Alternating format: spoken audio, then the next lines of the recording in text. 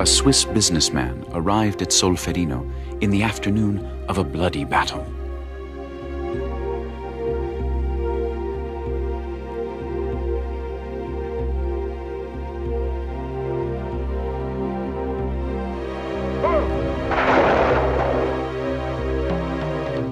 That same night, his horror and indignation at the inhumane treatment which the wounded were receiving led him to organize, with such means as were at hand, a relief action in a neighboring church. 3 years later, wishing to tell the world what he had seen, he published A Memory of Solferino, a book which constituted an appeal to humanitarian sentiment, a book which shook all Europe. The man was Henri Dunant. His appeal was directed to everyone. Because something had to be done. To alleviate the suffering of all. In the name of humanity.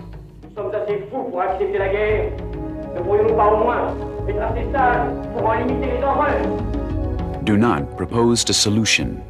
Volunteers should be recruited in time of peace so that they could act in time of war.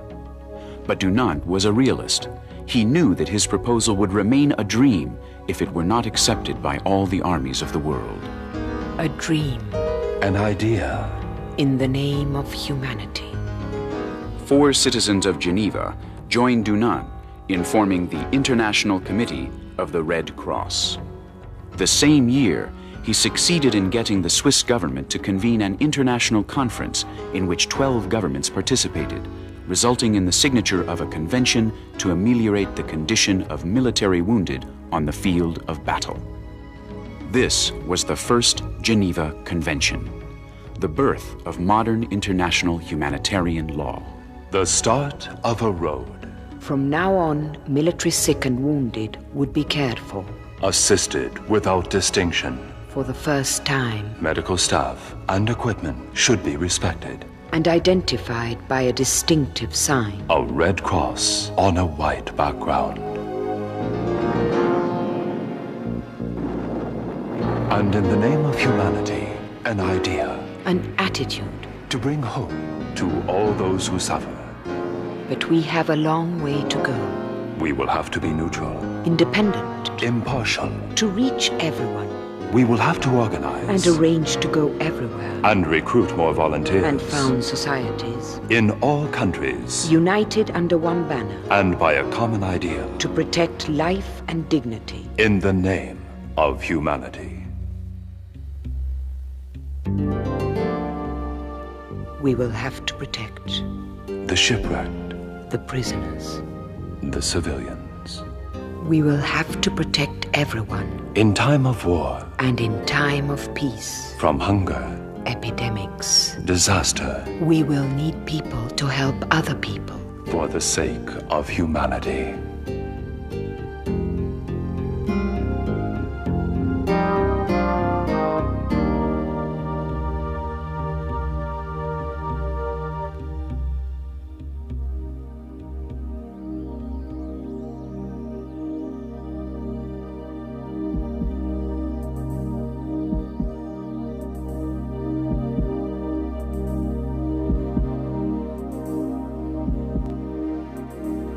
For the first time, agreement is reached on assistance to the victims of disaster in time of peace. There are already 24 national societies.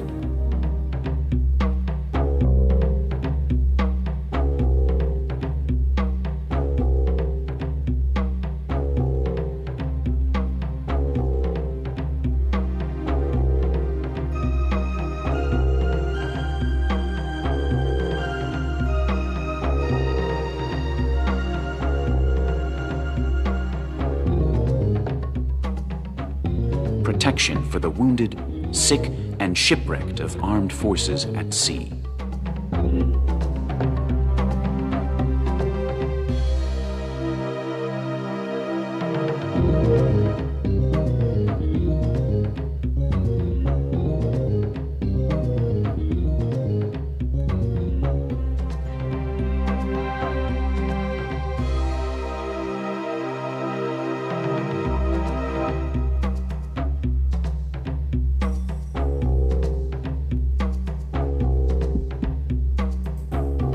countless volunteers from national societies from both sides and neutral countries mobilize.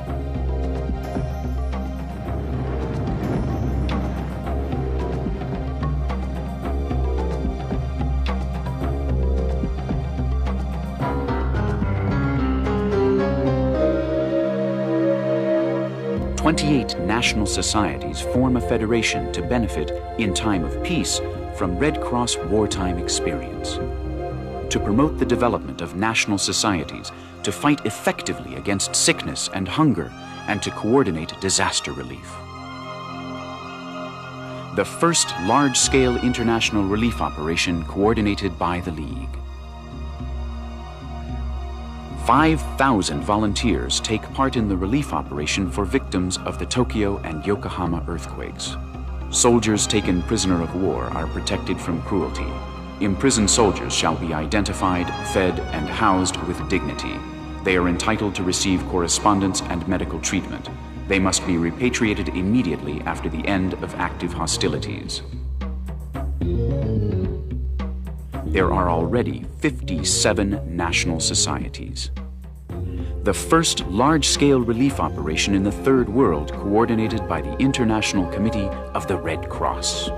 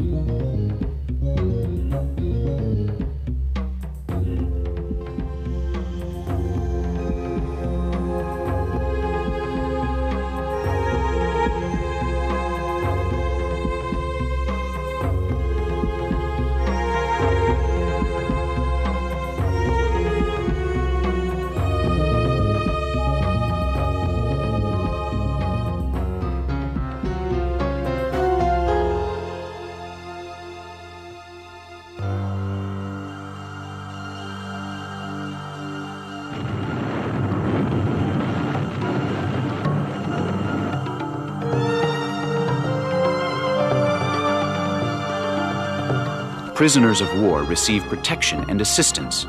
Missing people are traced.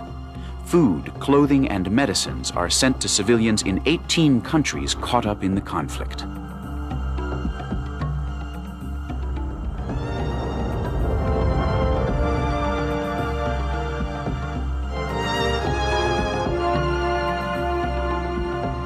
Civilians shall be protected and treated humanely in all circumstances.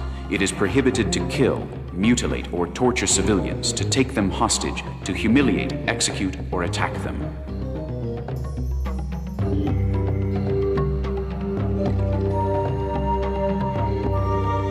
"67 national societies.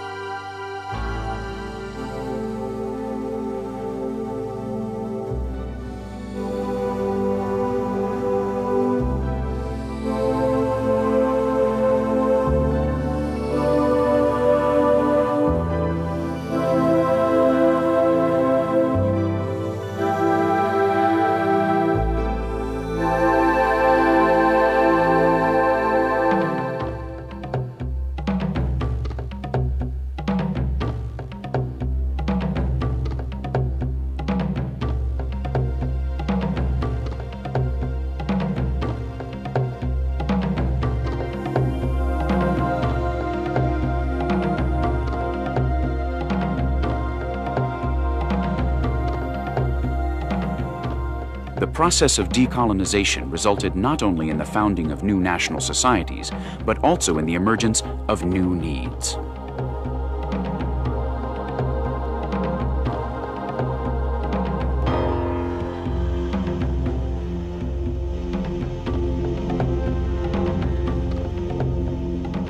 The following means and methods of warfare are prohibited: indiscriminate attacks or bombardment, weapons of mass destruction, and hunger.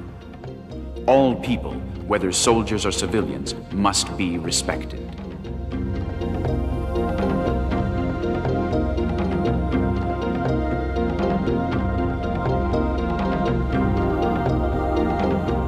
There are already 126 national societies.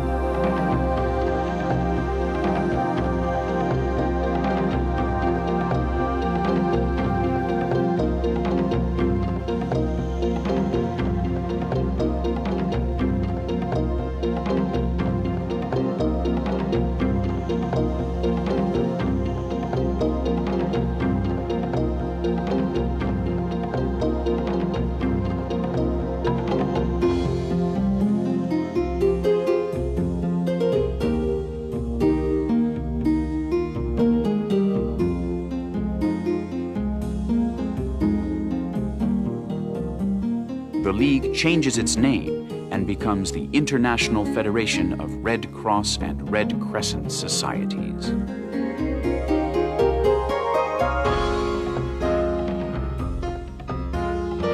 Today, we have 150 national societies.